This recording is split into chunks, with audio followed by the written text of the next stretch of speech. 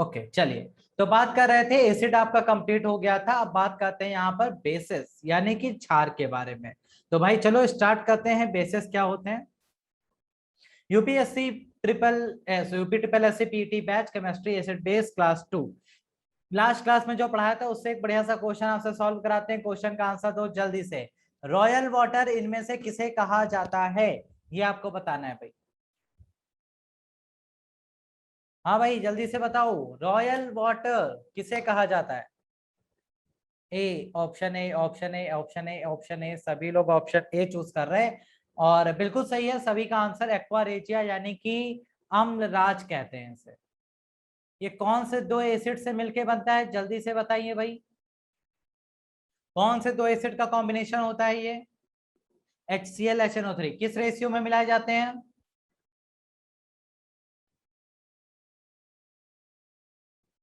1:3, 3:1। Okay 3:1 में मिलाए जाते हैं। ओके बहुत बढ़िया।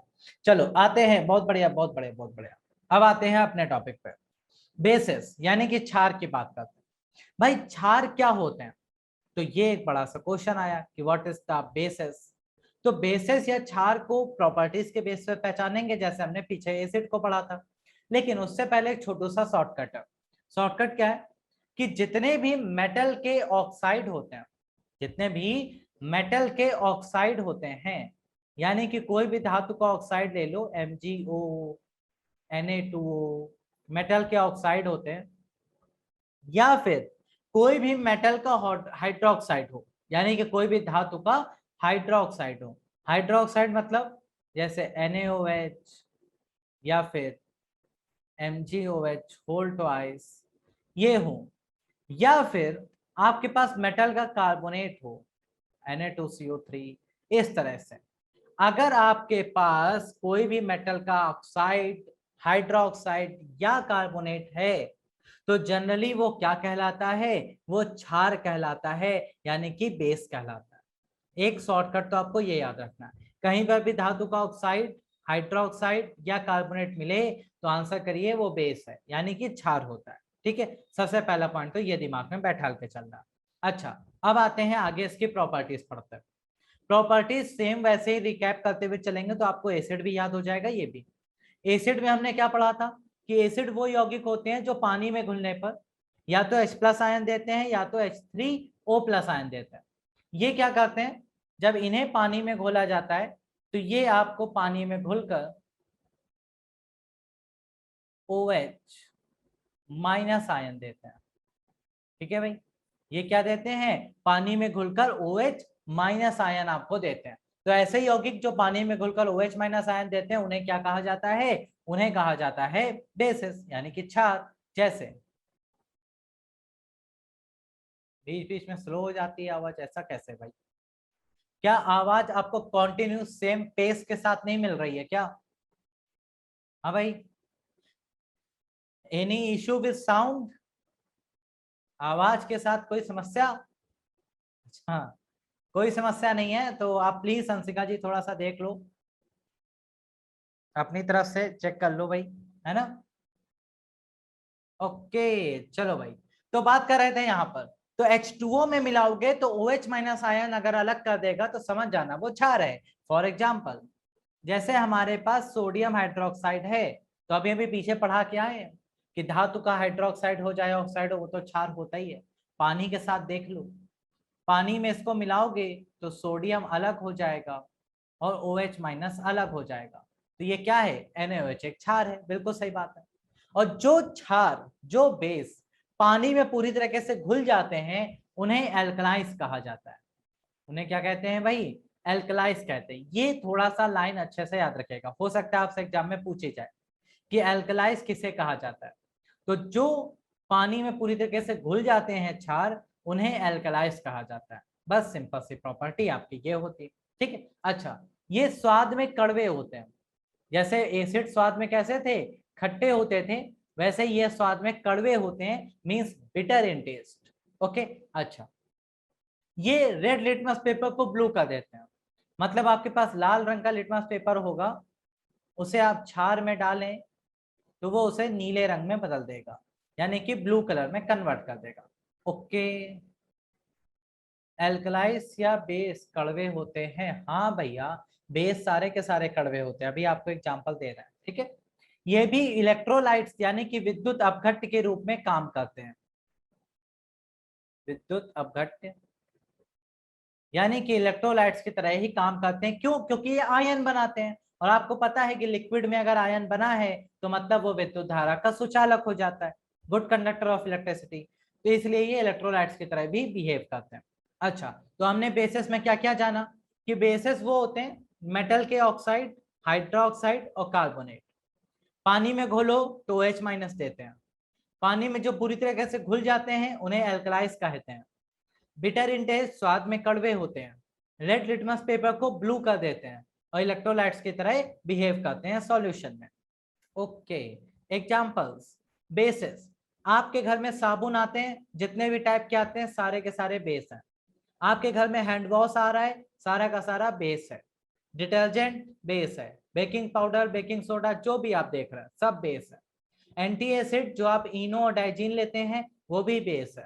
तो ये सारे के सारे, अमोनिया बढ़िया एग्जांपल है, आप लोग कंफ्यूज हो जाते हैं, अमोनिया भी बेस होता है, क्षार होता है, ठीक है। तो ये सारे के सारे आपके जितने भी क्लीनिंग प्रोडक्ट्स आते हैं मार्केट में उन सब में क्षार मिला होता है। ओके, अब आप उसको टेस्ट करके कभी देखिए, साबुन नहाते समय कभी मुंह के अंदर गया है तो कैसा लगता है? कड़ू लगता है कि नहीं लगता है? तो वो वही है, बेस है, ठीक है। कड़वा होता है, बिटर इन टेस्ट होता है, इसी वजह से। चलो भाई आगे बढ़ते हैं। अब बात करते हैं इंपॉर्टेंट बेसिस की। जैसे हमने इंपॉर्टेंट एसिड आपको पढ़ाए थे वैसे ही इंपॉर्टेंट बेसिस पढ़ते हैं, लेकिन यहाँ बहुत ज्यादा नहीं है। अच्छा, टूथपेस्ट में नमक वाला खेल चल रहा है ना। यहाँ पे बहुत ज्यादा नहीं है, कुछ इंपॉर्टेंट बेसिस हैं जो आपको यहाँ पे याद रखने हैं। पहला पहला पहला पहला जल्दी से आओ भाई। राधे कृष्ण भाई, राधे कृष्ण। चलो, आप वृंदावन से हैं क्या छाया जी?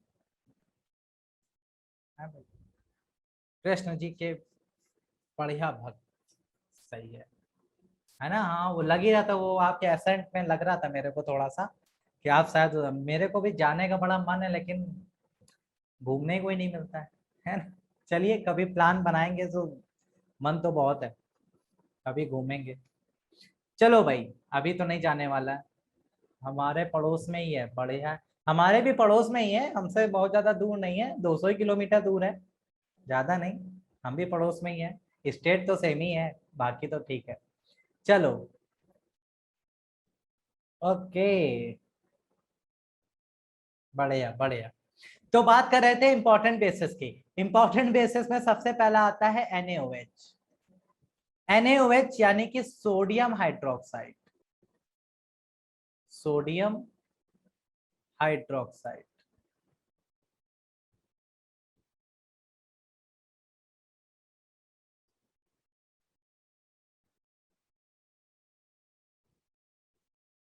भाई सोडियम हाइड्रोक्साइड के बारे में क्या क्या चीजें इंपॉर्टेंट है बस वही आपको पढ़ लेना है। सबसे पहला बात, ये एक स्ट्रॉन्ग बेस होता है। क्यों स्ट्रॉन्ग होता है? क्योंकि ये पानी में घुलकर पूरी तरह से घुलकर OH माइनस आयन आपको प्रोवाइड कराता है, इसीलिए एक स्ट्रॉन्ग बेस कहा जाता है।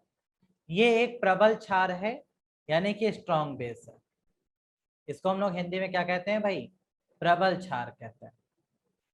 ओके, क्यों? क्योंकि ये OH माइनस कंप्लीटली दे देता है, में ब्रेक हो जाता है, इस वजह से। अच्छा भाई, दूसरा, इसका दूसरा नाम क्या है? पेपर में दूसरे नाम बहुत पूछे जाते हैं।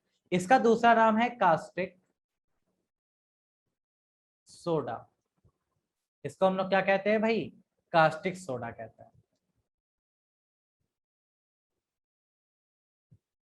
ओके भाई, कास्टिक सोडा समझ गए।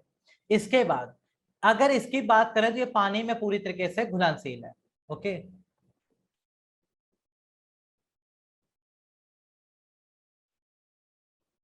Okay okay okay. अरे सुनो तो, सोडा ये खाने वाला नहीं होता है, कितना परेशान है। चलो, ये क्या है? वाटर सॉल्युबल होता है, यानी कि ये पानी में घुलनशील है, वाटर सॉल्युबल है, यानी कि पानी में घुलनशील होता है। अच्छा भाई, पानी में घुलनशील होने के साथ साथ ये जो है वो कार्बन डाइऑक्साइड और मॉइस्चर को हवा से एब्जॉर्ब कर लेता है, लेकिन ये आपके लिए इतना इंपॉर्टेंट नहीं है, तो आपको हम ज्यादा आपको डिटेल में जाना भी नहीं है। मेन आपको यूजेस पढ़ना है। यूजेस में अगर बात करें कहाँ कहाँ इसका प्रयोग किया जाता है, ये आपके पेपर में पूछा जा सकता है। तो भाई यूजेस ध्यान से सुन लेना, एक एक इंपॉर्टेंट है। सबसे पहला, ये कलर आपको दिख रहा है येलो वाला, कि डार्क कर दें, चलो ग्रीन कर लेते हैं, ठीक है, हाँ डार्क कर दिया कर दिया। सबसे पहले इसका यूज करते हैं सोप एंड डिटर्जेंट बनाने में। सोप एंड डिटर्जेंट, साबुन बनाने में और डिटर्जेंट बनाने में इसका प्रयोग किया जाता है, सबसे पहला यूज तो यही है। दूसरा, पेपर इंडस्ट्री में और टेक्सटाइल इंडस्ट्री में। पेपर इंडस्ट्री हुआ, टेक्सटाइल इंडस्ट्री हुआ, इन सब में भी इसका प्रयोग किया जाता है। उसके बाद इसका यूज हम लोग करते हैं इलेक्ट्रोलाइट्स के रूप में भी। इलेक्ट्रोलाइट्स यानी कि विद्युत अपघट्ट के रूप में भी करते हैं। अब यहां से आपके लिए एक बढ़िया सा क्वेश्चन, आप अपने नहाने में जो साबुन यूज करते हैं उसमें NaOH होता है, ओके क्लियर? क्योंकि जितने भी सोप बनते हैं, जितने भी डिटर्जेंट बनते हैं, उन सब में सोडियम हाइड्रोक्साइड यानी कि NaOH पाया जाता है, चाहे जौन सा साबुन हो, सब में NaOH है। आप नहाते हो उसमें NaOH है, यस और नो बताओ? अरे लक्स, लाइफ बॉय, पतंजलि, ममता, जो मन करे हैं, बताओ भाई जल्दी से। Yes, okay, yes yes yes yes yes. देखो भैया, आप जिस साबुन से नहाते हो उसमें NaOH नहीं होता है, ओके, ये वो साबुन नहीं है। आप जिस साबुन से नहाते हो वो आपकी स्किन को ध्यान में रख के काफी सॉफ्ट बनाया जाता है। NaOH कौन से साबुन में होता है? जो हार्ड सोप होते हैं। कैसे सोप होते हैं भाई? Hard soap. अब ये हार्ड सोप कौन से होते हैं? जैसे सर्फ एक्सेल का सोप आता है ना, कपड़े धुलने वाले साबुन आते हैं, घड़ी साबुन आता है, वो सारे के सारे हार्ड सोप होते हैं। उनसे जब आप अपने हाथों को कभी धुल लो तो रफ हो जाते हैं आपके हाथ, है ना, हो जाते हैं ना, तो वो हार्ड सोप बनाने के काम आता है। वो सिर्फ कपड़े धुलिए, बर्तन धुलिए, अपने आप को मत धुलिए, ठीक है, नहीं तो वो आपकी स्किन को खराब कर देंगे, रैशेस पड़ जाएंगे स्किन पे। इसलिए तो ये NaOH के इतने काम होते हैं, बस बढ़िया सा। ओके चलो सेकंड आते हैं। सेकंड आपका दूसरा स्ट्रॉन्ग बेस कौन सा है? वो है आपका KOH। KOH यानी कि पोटेशियम हाइड्रोक्साइड। इसको क्या कहते हैं भाई? Potassium hydroxide. अब ये पोटेशियम हाइड्रोक्साइड जो होता है इसमें क्या क्या प्रॉपर्टीज होती हैं भाई, तो वो सारी डिटेल में समझते हैं। सबसे पहले ये भी एक स्ट्रॉन्ग बेस होता है, क्यों? क्योंकि ये पानी में पूरी तरीके से क्या हो जाता है? डिजॉल्व हो जाता है। तो ये भी आपका एक स्ट्रॉन्ग बेस होता है, प्रबल क्षार होता है। दूसरा, इसका दूसरा नाम क्या है? इसका दूसरा नाम है कास्टिक पोटाश। इसको एक और नाम से हम लोग जानते हैं, क्या? वो है पोटेशियम। और इसका एक और नाम होता है भाई, तीसरा नाम इसका क्या है? पोटास लाए। ओके, ये तीन नाम इसके होते हैं भाई, तो तीनों नाम अच्छे से याद रखिएगा। ओके, अच्छा आगे बढ़ते हैं। क्यों भाई, ड्यूटी जाना है क्या? जल्दी पढ़ाएं। हमें जल्दी नहीं है, इनको बड़ी जल्दी। अरे यार तुम्हारा सिलेबस करा देंगे, काहे परेशान हो भैया। अच्छा, इसका यूज कहाँ करते हैं? इसके यूज की अगर बात करें, इसके यूज की बात करें तो KOH कहाँ कहाँ? पहला पॉइंट, ये सॉफ्ट सोप बनाने के काम आता है। Soft soap, okay, soft soap यानी कि मृदु साबुन जो आप नहाने में यूज करते हैं वो बनाने के काम आता है। ये लिक्विड सोप बनाने के काम आता है। लिक्विड सोप यानी कि जो आपके हैंड वॉश आते हैं आपके घरों में, डेटॉल, लाइफ बॉय, इन सब के हैंड वॉशेस, ये सारे के सारे हैंड वॉश बनाने के काम आते हैं। उसके बाद ये फूड थिकनर के रूप में भी यूज होता है। ओके, फूड थिकनर, यानी कि खाने को क्या करता है, गाढ़ा करने के काम आता है, खाने को गाढ़ा करने में प्रयोग होता है। ठीक है, ये सॉफ्ट सोप यानी कि मृदु साबुन बनाने के काम आता है। ओके, लिक्विड सोप यानी कि जो हैंड वॉशेस होते हैं वो बनाने के काम आता है। और बाकी नाम तो इसका यही है, ये प्रबल क्षार होता है, ये भी आपको याद रखना है। अच्छा, इसके बाद तीसरा कौन सा आता है भाई, थर्ड। थर्ड है आपका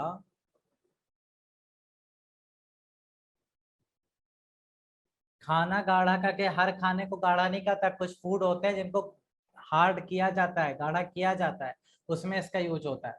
चलो तीसरा आता है, अरे आपने वो नहीं बनाए हैं, कई सारे फूड प्रोडक्ट आते हैं जो लिक्विड फॉर्म में होते हैं, जो सॉलिड किए जाते हैं, उसको गाढ़ा करने के लिए, हार्ड करने के लिए यही मिलाया जाता है उसमें फूड थिकनर के रूप में।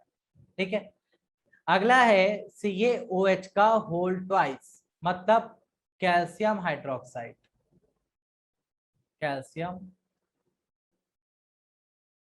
हाइड्रोक्साइड, इसको हिंदी में भी कहते हैं कैल्शियम हाइड्रोक्साइड। ओके भाई। अच्छा,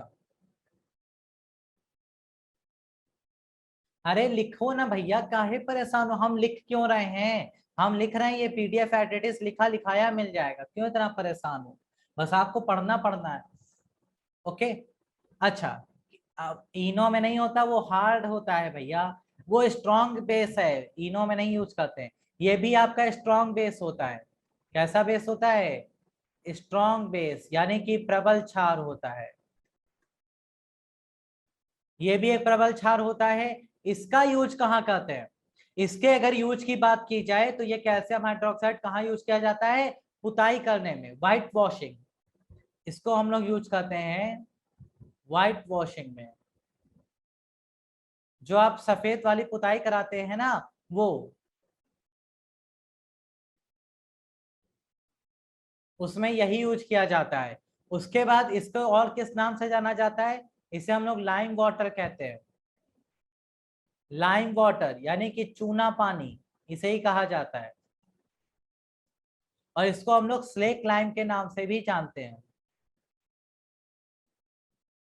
स्लेक लाइम। ठीक है भाई, तो ये इसके कुछ नाम है। तो ये आपको सिंपल सा पॉइंट यहाँ पे याद रखना है कि कैल्शियम हाइड्रोक्साइड में क्या क्या चीजें हैं जो आपके लिए इंपॉर्टेंट है आपको पढ़नी। इसके बाद एक आता है वीक बेस, जो आपके पेपर में बहुत पूछने के चांसेस हैं भाई।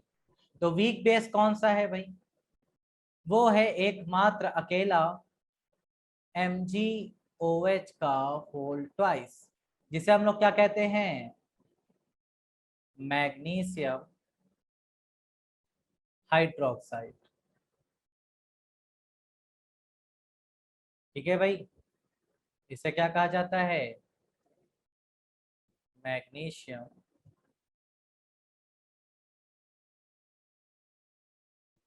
हाइड्रोक्साइड। अगर मैग्नीशियम हाइड्रोक्साइड की बात करें तो यहां से आपके पेपर में सबसे पहला क्वेश्चन तो यही बनता है कि इसका दूसरा नाम क्या है। ओके, इसके दूसरे नाम की अगर बात करें तो इसे हम लोग कहते हैं मिल्क ऑफ मैग्नीशिया। ओके भाई, इसे हिंदी में भी यही कहा जाता है, मिल्क ऑफ मैग्नीशिया। ओके। अच्छा, इसके यूज की बात करें तो इसको हम लोग एंटी एसिड के रूप में यूज करते हैं, यानी कि अम्ल विरोधी। ये एक क्षार होता है, और ये कैसा क्षार है, ये एक वीक बेस है, यानी कि कमजोर क्षार होता है। इसको आप खाने में यूज करते हैं, अम्ल विरोधी होता है। जब आपके पेट में एसिडिटी लेवल बढ़ जाता है, एसिडिटी लेवल बढ़ जाता है, तो उस एसिडिटी लेवल को कम करने के लिए आप इनो, डाइजीन, इन सब का यूज करते हैं। तो वो अम्ल विरोधी होते हैं जो एसिडिटी लेवल को घटा देते हैं। उसमें यही मिला होता है मिल्क ऑफ मैग्नीशिया, यानी कि मैग्नीशियम हाइड्रोक्साइड। ठीक है। अच्छा, ये एक मिनरल से प्राप्त होता है, ये एक मिनरल यानी कि खनिज से प्राप्त होता है,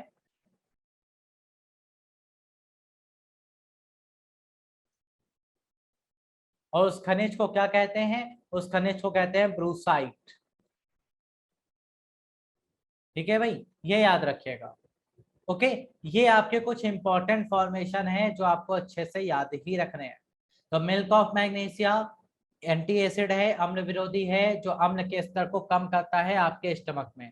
बस इतना सा कॉन्सेप्ट है जो आपको पढ़ना है। तो भाई जल्दी से एक बार रिकैप कर देते हैं, कहीं कोई समस्या हो तो पूछ लो। बेस में हमने सबसे पहला बेस क्या पढ़ा? NaOH, यानी कि सोडियम हाइड्रोक्साइड। सोडियम हाइड्रोक्साइड के बारे में अगर बात करें तो ये एक स्ट्रॉन्ग बेस होता है, OH माइनस आयन देता है। कास्टिक सोडा के नाम से जानते हैं, वाटर में सॉल्युबल है, सोप और डिटर्जेंट बनाने के काम आता है, लेकिन हार्ड वाले। पेपर और टेक्सटाइल इंडस्ट्री में यूज होता है, इलेक्ट्रोलाइट्स विद्युत अपघट के रूप में काम करता है। फिर KOH potassium hydroxide strong base है, कास्टिक पोटास, पोटेशिया या पोटास लाई के नाम से जाना जाता है। Soft soap, liquid soap, food thickener के रूप में यूज किया जाता है। फिर कैल्शियम हाइड्रोक्साइड व्हाइट वॉश में यूज होता है, स्ट्रॉन्ग बेस है, लाइम वाटर या स्लेक लाइम के नाम से जाना जाता है। फिर magnesium hydroxide milk of magnesia अम्ल विरोधी है और एक मिनरल से प्राप्त होता है जिसे ब्रूसाइट कहते हैं। कोई समस्या यहाँ तक? जल्दी से बताओ, यहाँ तक कोई समस्या है तो बोलो। हाँ भाई, नहीं है? आगे बढ़ते हो। अब बात करते हैं फिजिकल टेस्ट, जहां से आपके पेपर में क्वेश्चन बहुत पूछे जाते हैं।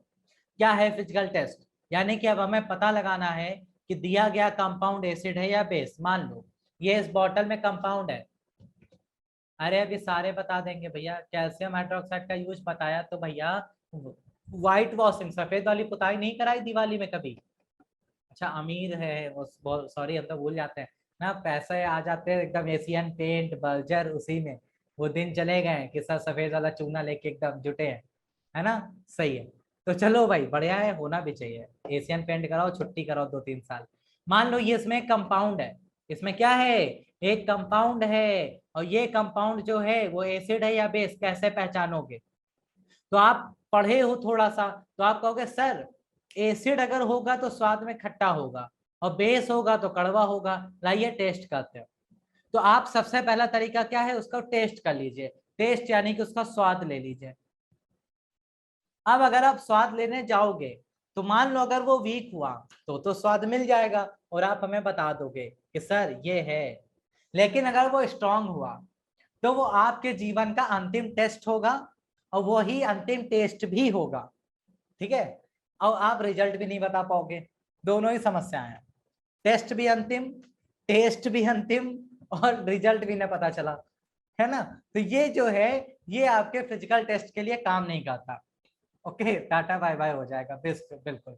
तो उसके लिए हम इंडिकेटर का यूज करते हैं। किसका यूज करते हैं? इंडिकेटर यानी कि सूचक। तो अब हमारे पास कुछ इंडिकेटर्स हैं जो कलर चेंज कर लेते हैं एसिड या बेस में जाकर।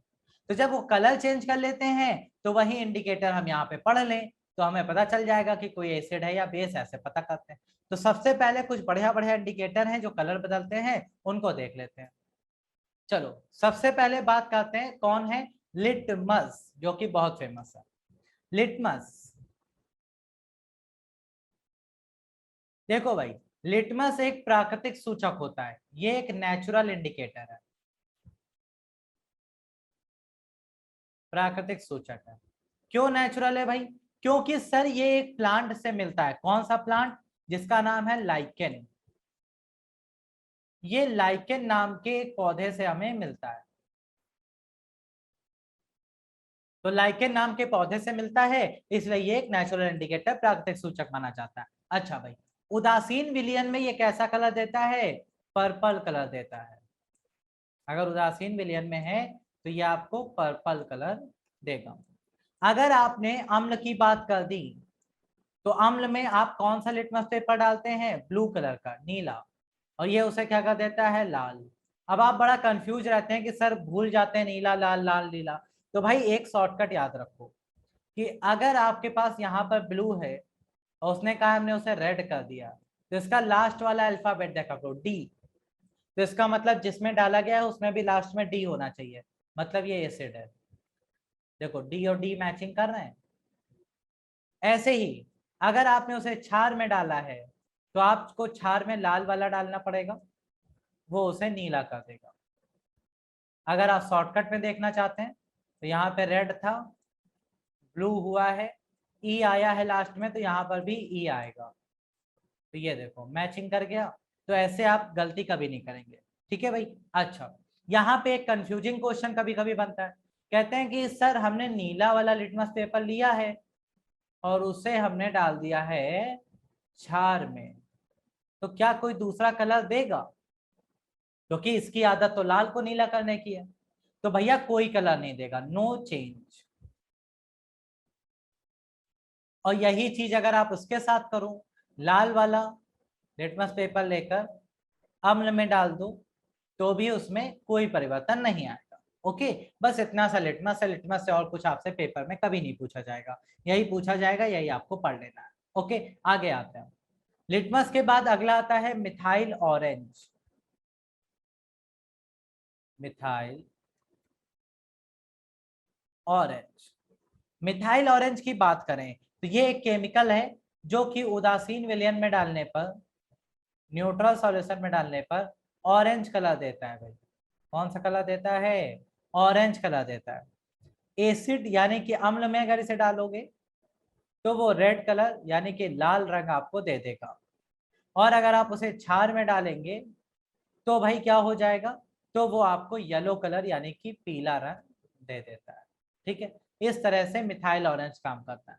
तो मिथाइल ऑरेंज उदासीन विलयन में ऑरेंज रहता है, अम्ल में लाल हो जाता है और क्षार में पीला हो जाता है। बस इतना सा पॉइंट है। इसके बाद अगला फिनोल्फथलीन। अगला क्या आता है? फिनोल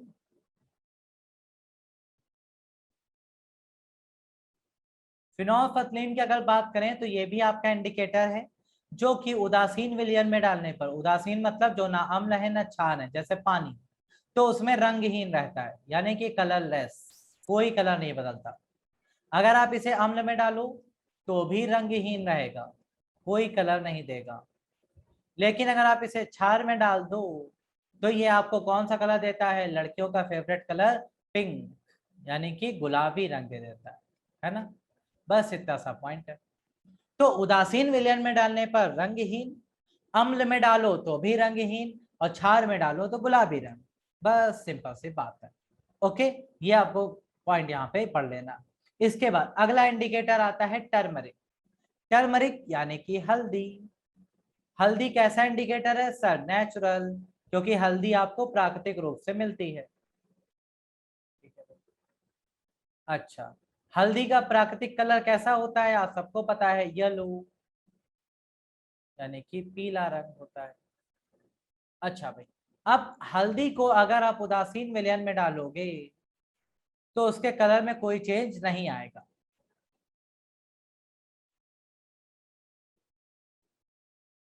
छोटू सा क्वेश्चन हो तो प्लीज वो भी बताइए इससे रिलेटेड। हाँ भाई, क्वेश्चन आपको अगर है तो पूछ लो, वैसे जितने भी क्वेश्चन बनते हैं वो सब मैंने बता ही दिए, इससे ज्यादा कोई क्वेश्चन नहीं बनेगा, है ना। आपको अगर कोई क्वेश्चन है तो आप पूछ सकते हैं बिल्कुल।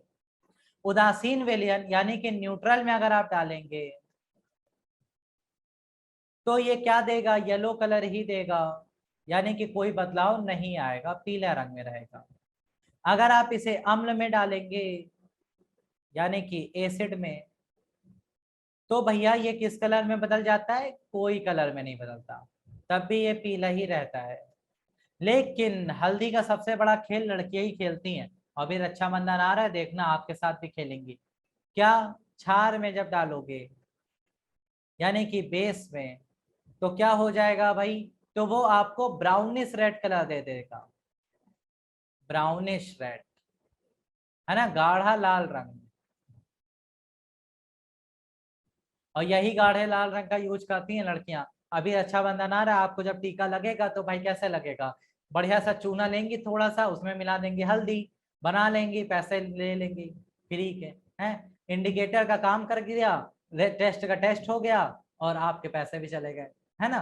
तो ये हो गया सिंपल सी बात। या फिर आप किसी शादी फंक्शन में जाते हो तो वहां पे मान लो किसी ने व्हाइट शर्ट आप पहन के गए बढ़िया से, किसी ने हल्दी वाली सब्जी गिरा दी, अब वो सब्जी घर आके धुल रहे हो, तो जैसे उसमें साबुन लगाओगे तो साबुन क्या होता है भाई, वो तो बेस होता है, तो तुरंत वो रेड कलर से साफ होने लगती है।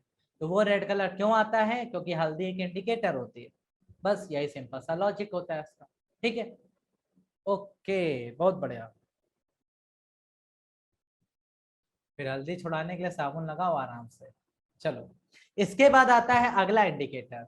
अगला इंडिकेटर है आपका यूनिवर्सल इंडिकेटर, सार्वभौमिक सूचक, जिसे हम लोग जानते हैं पीएच स्केल के नाम से। तो ये पीएच स्केल बहुत बढ़िया स्केल है, क्योंकि इन सब में कुछ ना कुछ कमियां थी।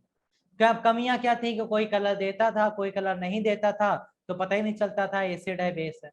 सबसे अच्छा तरीका पता लगाने का इंडिकेटर यूज करो यूनिवर्सल, जिसे कहते हैं pH scale.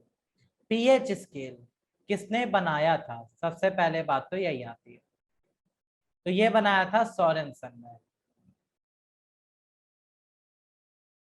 Sorensen. Sorensen scientist का नाम, जिन्होंने पीएच स्केल बनाया। पीएच स्केल एक प्रकार का स्केल है, जैसे आपके पास रूलर होता है ना स्केल, लेंथ नापने वाला, वैसे ही इस स्केल में जो पीएच है उसका फुल फॉर्म क्या होता है। पीएच का फुल फॉर्म होता है potential of hydrogen, potential of hydrogen, hydrogen की क्षमता बताता है पीएच स्केल। अच्छा भाई, पीएच स्केल में कितने नंबर होते हैं। पीएच स्केल में आपके जो नंबरिंग करी गई है वो 0 से लेकर 14 तक करी गई है। ठीक है, जिसमें मिड में होता है 7। जिसकी पीएच वैल्यू 7 होती है वो उदासीन माना गया है। वो कैसा है, न्यूट्रल है, उदासीन है। जिसका पीएच वैल्यू 7 से कम होता है वो अम्ल होते जाते हैं, यानी कि अम्लीय, एसिडिक होते जाते हैं। और जिसका पीएच वैल्यू 0 आ जाता है वो स्ट्रॉन्गेस्ट एसिड होता है, यानी कि सबसे ज्यादा ताकतवर अम्ल होता है, स्ट्रॉन्गेस्ट एसिड होता है। लेकिन जिनकी पीएच वैल्यू 7 से ऊपर जाती है वो क्षारीय होते जाते हैं, यानी कि बेसिक होते जाते हैं। और जिसका पीएच 14 है वो स्ट्रॉन्गेस्ट बेस है। ओके भाई, ये बात आपको समझ में आ गई। लेकिन ये पीएच में नंबर निकालते कैसे हैं। पीएच में नंबर निकालने के लिए आपके पास एक फॉर्मूला होता है, -log⁻10 H+ion, या फिर आप इसको ऐसे भी लिख सकते हैं log⁻10 1/H+ion, जैसे चाहे वैसे लिख लें, ये दोनों फॉर्मूला सेम है। ठीक है, इससे आप पीएच वैल्यू निकालते हैं।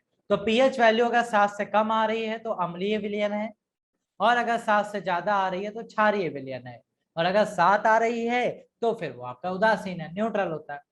अब आपसे पीएच स्केल में वैल्यू पूछी जाती है, कुछ एलिमेंट या कंपाउंड आपको दे दिए जाते हैं और कंपाउंड की वैल्यू पूछी जाती है कि बताओ इसके पीएच वैल्यू क्या है।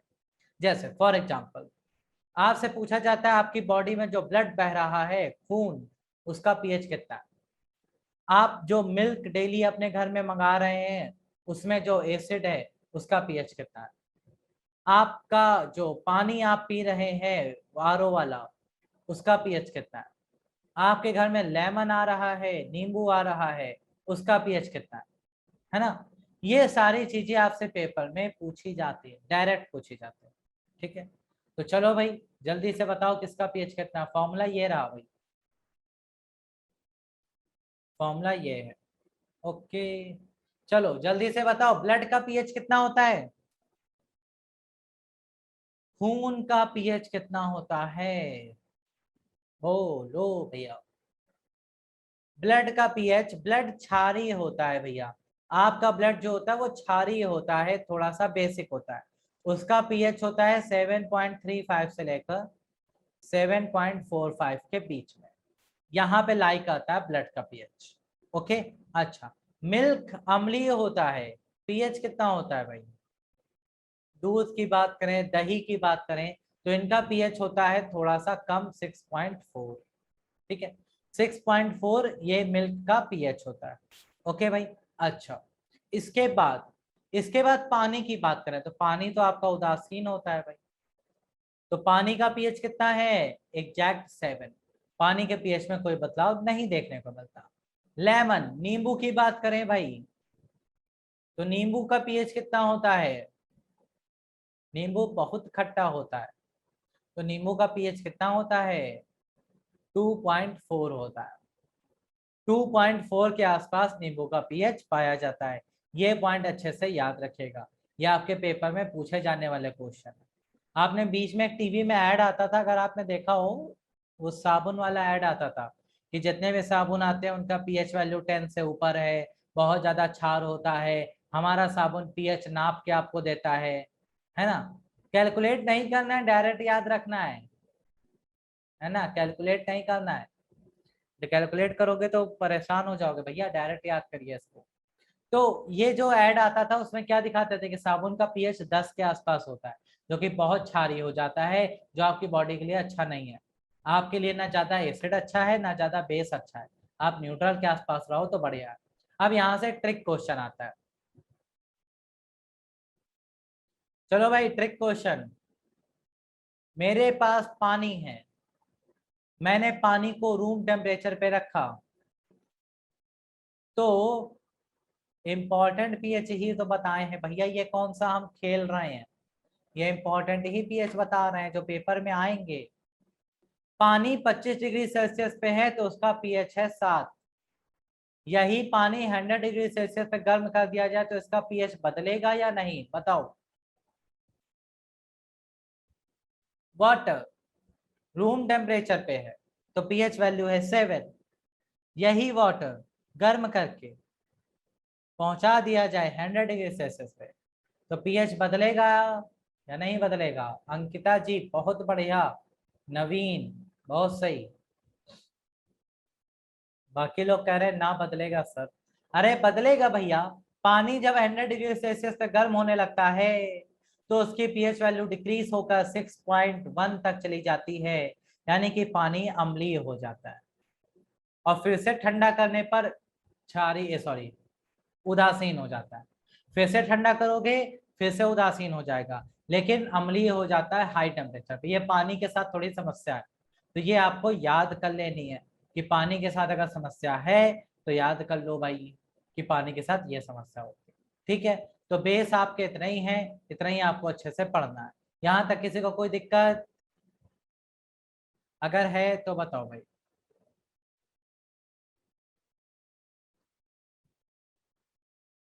दूध के साथ नहीं होता, दूध के साथ नहीं होता।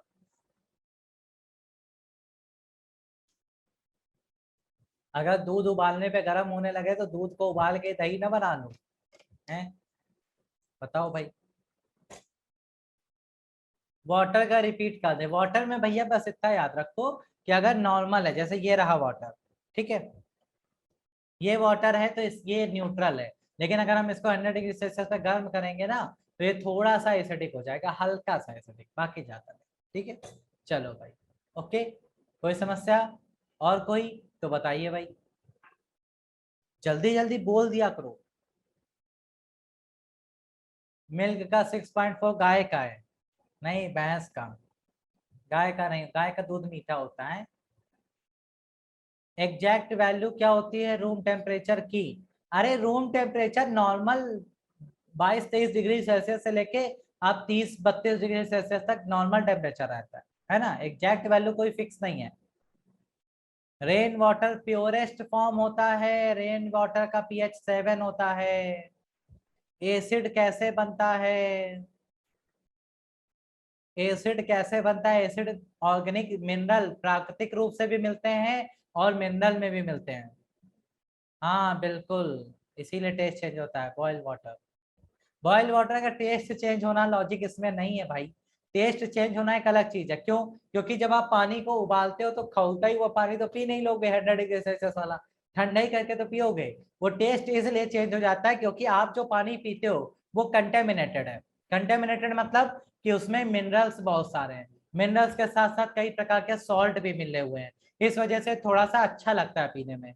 लेकिन जब ये आप डिस्टिल्ड कर देते हो, पानी को शुद्ध कर देते हो, तो ये मिनरल वगैरह सब उससे निकल जाते हैं, इस वजह से आपको पानी का स्वाद अच्छा नहीं लगता। ये वो लॉजिक है। हाँ, एसिड रेन, एसिडिक रेन सब वही है भैया, अलग थोड़ी ना होता है। चलो सॉल्ट में आ जाए, चलो नमक डाल दें खाने में। सॉल्ट क्या होता है सर? कुछ नहीं होता, एसिड लो, बेस में मिला दो, बस क्या बन गया? सॉल्ट बन गया, और साथ में पानी भी मिल गया। तो यानी कि अगर दुनिया का कोई भी अम्ल उठाइए, उसको क्षार के साथ मिलाइए, तो आपको हमेशा क्या मिलेगा? लवण, यानी कि सॉल्ट, और पानी ही लिख लो, जल ज्यादा शुद्ध हो जाएगा, है ना, पानी मिलेगा साथ में। फॉर एग्जाम्पल,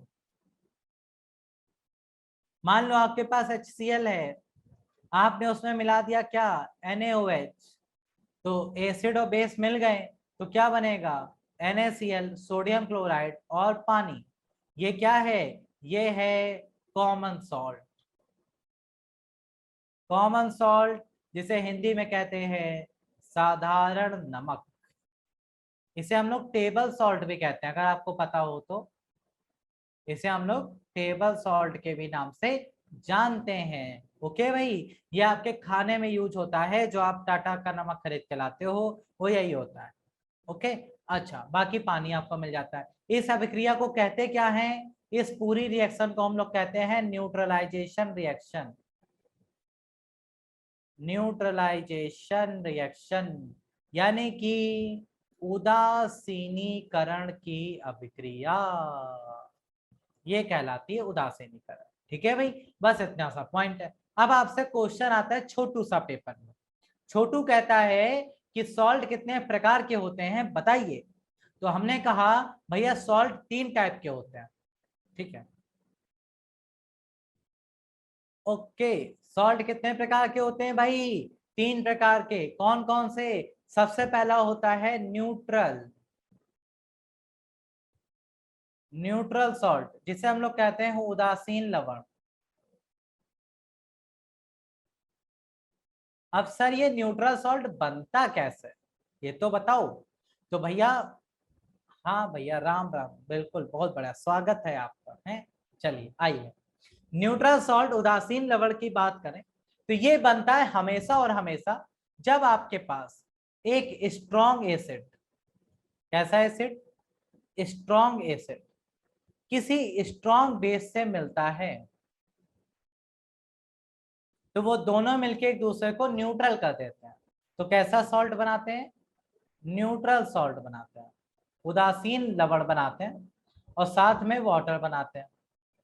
ठीक है, तो क्या पता चला कि अगर आपके पास कोई प्रबल अम्ल है, उसको आपने प्रबल क्षार से मिला दिया, तो हमेशा और हमेशा उदासीन लवण मिलेगा, और साथ में जल मिलेगा, है। एग्जाम्पल की बात करें तो प्रबल अम्ल कोई भी उठा लो, सबसे बढ़िया प्रबल अम्ल कौन है? HCl उठा लो, उसको किससे मिला दो? प्रबल क्षार से, NaOH से। तो HCl उठाया, NaOH में मिलाया, NaCl बन गया, और पानी। तो ये है आपका जल, ये है उदासीन लवण, ये है प्रबल क्षार, ये है प्रबल अम्ल, सब मिलके दोस्ती करके न्यूट्रल लवण बना लिए। ओके, बस सिंपल सा पॉइंट है, पहला क्लियर हो गया। अब आते हैं दूसरे भैया के पास। दूसरा टाइप का सॉल्ट होता है अम्लीय लवण। सेकंड क्या होता है भाई? Acidic salt. एसिडिक सॉल्ट यानी कि अम्लीय लवण, ये क्या होते हैं भाई? एसिडिक सॉल्ट की अगर बात करें तो देखो, सॉल्ट में जिसका नाम आ गया है ना, वो स्ट्रांग होता है। मतलब एसिड का नाम आया है तो स्ट्रांग एसिड, और जिसका नाम नहीं आया है वो आपका क्या है? वीक। वीक बेस से मिला, तो क्या बना? एसिडिक सॉल्ट बना, और वाटर बन गया। मतलब आपका कोई प्रबल अम्ल है, और उसको आपने मिला दिया है कमजोर क्षार के साथ, तो वो हमेशा बनाएगा अम्लीय लवण, और साथ में जल। ठीक है, ये आपका एसिडिक सॉल्ट होता है। तीसरे आपके आते हैं बेसिक सॉल्ट। बेसिक सॉल्ट यानी कि क्षारीय लवण। बेसिक सॉल्ट में उसका उल्टा हो जाएगा, यानी कि वीक एसिड उठाना है, साथ में स्ट्रॉन्ग बेस उठाना है, और क्या बना देना है भाई, बेसिक सॉल्ट बना देना है, और साथ में वाटर बना देना है। ठीक है भाई। तो आपके पास अगर कमजोर अम्ल है और उस पे आप मिला देते हैं प्रबल क्षार, तो आपको मिलता है क्षारीय लवण साथ में जल। बस ये 3 टाइप के आपके सॉल्ट बनते हैं, इससे ज्यादा आपसे कुछ भी नहीं पूछा जाने वाला। ओके भाई, तो बोलो यहां तक क्लियर? यहां तक कोई समस्या अगर है तो बता दो। इंपॉर्टेंट क्वेश्चन यूट्यूब पे करा तो रहे भैया, डेली शाम को 5 बजे आया करो यूट्यूब पे। यूट्यूब पर शाम को 5 बजे डेली, हाँ ये डायरेक्ट पूछा जाता है। नोट ना करो, एग्जाम्पल नहीं आते, चिंता ना करो, सिर्फ बहुत ज्यादा आएगा तो ये। चलो अब आ जाओ, कुछ बढ़िया बढ़िया क्वेश्चन सॉल्व कर लेते हैं भाई। बाकी इतना ही है, इससे ज्यादा आपके पेपर में कुछ ना पूछे आने वाला। ओके, यहाँ बताओ, इनमें से किसको एंटी एसिड यानी कि अम्ल विरोधी के रूप में यूज किया जाता है?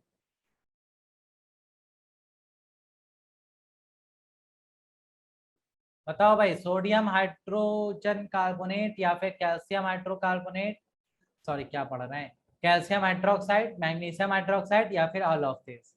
तो करेक्ट आंसर है मैग्नीशियम हाइड्रोक्साइड, अभी अभी पढ़ के आ रहा हूँ। एंटी एसिड के रूप में इसी का यूज किया जाता है। बाकी यहाँ पे कुछ केमिकल फॉर्मूले हमने आपको इंपॉर्टेंट दे दिए हैं जो आपको पढ़ने हैं।